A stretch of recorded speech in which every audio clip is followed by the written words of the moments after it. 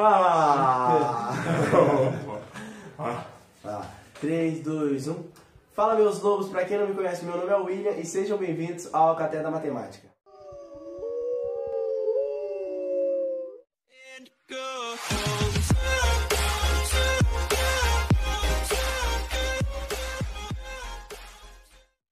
Bom, galera, hoje eu trouxe aqui meu primo pra falar um pouco aí de como ele passou na medicina e tá cursando uma universidade lá no Rio Grande do Sul. Rio Grande do Sul. Fala pra eles aí um pouco da sua história.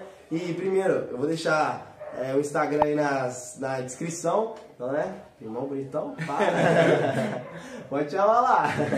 Fala aí pra eles um pouco assim da sua história de cursinho e tudo mais, se você passou de primeira, de segunda e como foi. Então tá, galera, é isso aí. É o seguinte, eu passei em medicina, tá? Mas eu imagino que isso daí seja o sonho de muitos jovens aí pelo Brasil e tal. E aqui, como no canal, o Alcatel da Matemática, eu tava discutindo aqui com meu primo que a matemática é o pilar básico essencial para você ir bem no Enem. Vou contar um pouquinho rapidinho de como é que foi essa trajetória de estudos e toda essa questão da disciplina, e depois a gente vai focar um pouco mais na matemática Enem e tal, só para vocês ficarem ligados. Então é o seguinte, eu fiz o terceiro ano, em 2014 eu concluí, depois, no final de 2014 eu fiz a prova Enem. Foi uma prova Enem que eu não estava muito preparado, porque geralmente no ensino médio a gente sai assim, não muito ligado assim na questão de vestibular e tal. E aí depois eu prestei, não passei da primeira vez, fiz um ano de pré-vestibular lá no Espírito Santo, em Vitória, onde eu morava. Então, desculpa te cortar. Beleza? Você fez o terceiro ano e não passou quando você fez o terceiro ano? Isso aí. Eu não passei quando eu fiz durante o terceiro ano, né? Terminei, fiz o Enem, mas não passei. Mas foi por uma coisa extremamente interessante que eu acho da gente levar a pauta aqui, que é a questão do tempo de prova. Eu sempre estourava o tempo de prova, e aí acabava a hora, o fiscal virava e falava, não, pô, acabou seu tempo, não, pô, só mais um minutinho e tal, entendeu? É igual mais 5 minutinhos, mais 5 minutinhos, mas assim, mas lá, prova Enem, uma coisa séria, não dá pra fazer uma coisa dessas, né? E aí, esse um ano depois que eu fui fazer pré-vestibular, foi um ano que eu peguei pra administrar melhor o tempo e escolher de forma pragmática aquilo que eu vou focar e aquilo que eu vou deixar em segundo plano. E aí, depois de fazer algumas pesquisas, entrar em contato com vários sites, assistir algumas videoaulas de outros canais, tipo esse daqui do meu primo, a nossa Alcatel aí da matemática, eu fui pesquisando, entendendo, e eu vi a importância da matemática e do raciocínio lógico na prova Enem, no caso. Algumas questões, inclusive tem esse sistema, a teoria de resposta ao item, o TRI, que ele é muito interessante da gente dar uma olhada para aqueles que querem fazer uma boa prova Enem, que pessoal, não fiquem perdendo tempo em questão difícil. Se a questão tá difícil para todo mundo. Você vai se ferrar mais se você acertar uma questão difícil e errar uma fácil, do que você acertar uma fácil e errar uma difícil. Então, pessoal, essa é a dica. Não fiquem muito tempo na questão difícil. Então você acha que isso foi crucial para você não ter passado no terceiro ano? Foi crucial, sem sombra de dúvida. Isso daí foi o ponto-chave que me deu esse game over, né?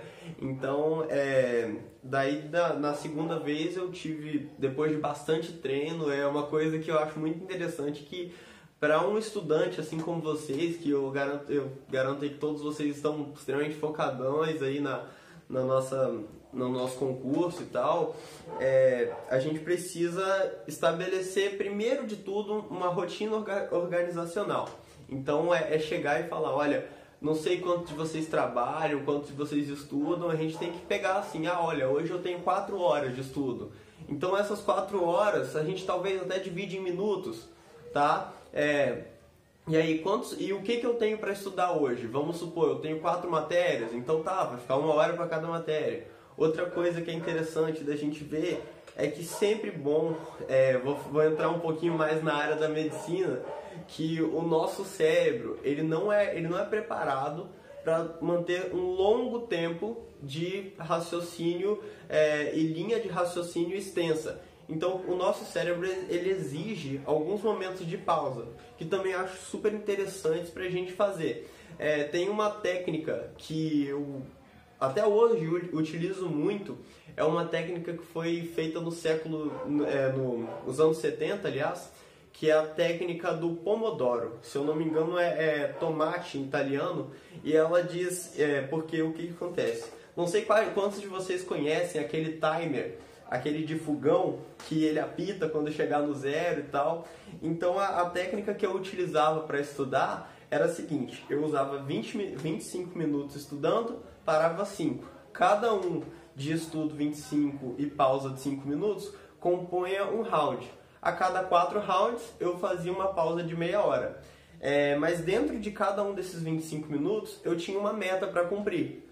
Por exemplo, a meta era estudar função quadrática. E aí eu pegava o básico de função quadrática assim. No caso da matemática, que é o nosso enfoque do nosso vídeo de hoje, a matemática é o seguinte: cara, matemática só se aprende fazendo exercício. Verdade. Não tem outra forma, pessoal. Eu acho que o maior, que eu falo com eles muito assim, nas dicas que eu dou da EPK, da SpaceX, que eu falo com eles de fazer muitas questões anteriores, que eles vão saber, assim, diferenciar qual questão que é difícil, qual questão que você vai gastar, assim, 10 minutos, 15 minutos, e qual questão que você vai gastar 2 minutos. Porque não adianta, se você chegar lá na hora da prova e falar assim, não, eu não vou gastar tanto tempo nas questões difíceis. Só que você vai chegar lá e como que você vai saber que você vai demorar tanto na questão? Só se você praticar muito e fazer bastante simulado em casa. Então é o que eu falo muito pra eles. É uma coisa que eu pensava exatamente assim. Algumas questões você só vai conseguir fazer elas se você já fez elas antes. Então você precisa ter um conhecimento prévio da questão para você saber exatamente, igual que o primo falou, a gente precisa ter uma noção de quanto tempo vai levar, que é o ponto mais importante. E outra, você não vai conseguir fazer o estudo de uma análise combinatória sendo que você não teve essa matéria. Então até uma dica, um macetinho que eu dou para vocês: se você não teve isso, se você não sabe fazer, deixa para o final. Quem sabe você consegue até chutar, mas durante o momento não é a hora de tentar inventar, pessoal. É isso que eu acho super interessante da gente comentar aqui. Prova é o que acontece, nem sempre dá tempo da gente estudar tudo. Então a gente vai pelo que a gente estudou. O que a gente não conseguiu estudar, a gente deixa para o último, deixa lá no final. Vamos fazer aquilo que a gente sabe.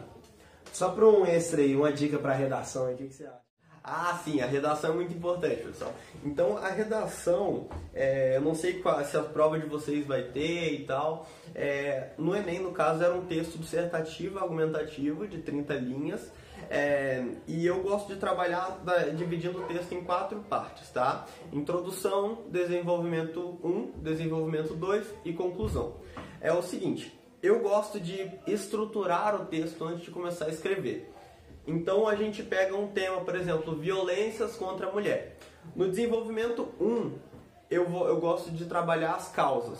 O que causa, por que é assim, e no desenvolvimento 2 eu vou para as consequências. Tá, e o que isso gera para nós? Quais são as consequências? E aí no final a gente conclui tudo que a gente está falando. Então eu particularmente, claro que tem vários outros métodos, eu gosto de entrar nessa metodologia de causa e consequência, que é o segundo e terceiro parágrafo.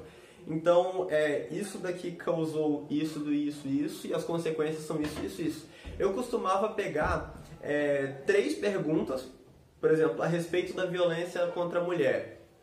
Por que a violência contra a mulher é grande no Brasil? Como que a gente pode fazer para impedir que ela se perpetue? Então a gente vai pegando essas perguntas e vai achando respostas a elas, e a gente vai assim estruturando o texto a nível semântico. Antes de fazer a redação em si. Antes de fazer a redação. Mas olha, por favor, galera, isso daí é coisa de você gastar uns 5, 10 minutos no máximo. Não fique muito tempo nisso. Depois que você tem o jogo de ideias pronto na sua cabeça, fica fácil de você traçar o início até o final. Eu gosto de fazer isso inclusive antes da introdução, porque quando você tem o corpo do texto pronto, você já vai ter uma noção daquilo que vai ser abordado. Então você só vai falar da introdução depois que você já sabe o que vai estar no desenvolvimento. É a minha metodologia, modéstia à parte, deu certo, e é um dos fatores pelos quais eu estou aí no meio da faculdade já. E o que você está achando da faculdade? Tá gostando? Olha, a faculdade de medicina, assim como as outras faculdades, é tudo uma questão de adaptação e aprendizado. Primeiro a gente sempre toma um baque inicial, a gente, meu Deus, vou pegar a recuperação, vou reprovar, mas depois de um tempo a gente vai pegando aquelas mesmas dicas que vocês estão vendo aí nesses concursos e tal. É tudo uma questão de primeiro de tudo, é uma questão de vontade, força de vontade. Segundo, é uma questão de técnica. Essas duas coisas aliadas, elas tornam você um aluno assim excepcional, um aluno realmente acima da média. Tá? Então essas duas coisinhas aí são muito interessantes para a gente conseguir, né, ir bem nesses concursos e provas assim, que eu tenho certeza de que vocês vão mandar bem sim. Vamos sim, vamos sim. Bom, galera, então eu espero que tenham gostado. A gente reuniu aqui rapidinho, meio improvisado. Meio de última hora, né? Então, galera, eu espero que vocês tenham gostado dessas dicas aí fundamentais que meu primo deu aqui pra vocês sobre dividir o tempo na prova do Enem, saber ter maldade por causa do TRI, valorizar as questões mais fáceis e tudo mais. E assim, se vocês gostaram do vídeo, já deixa aquele like aí, compartilha pra me incentivar a fazer mais vídeos como esse, trazer ele aqui mais vezes. Rio Grande do Sul e eu aqui em Minas Gerais. Mas a gente dá um jeito, com certeza. Isso aí, galera. E a gente espera também, a gente espera ter motivado vocês um pouco, porque você falou um pouco da faculdade de medicina e tudo mais. Então, galera, deixa um like aí.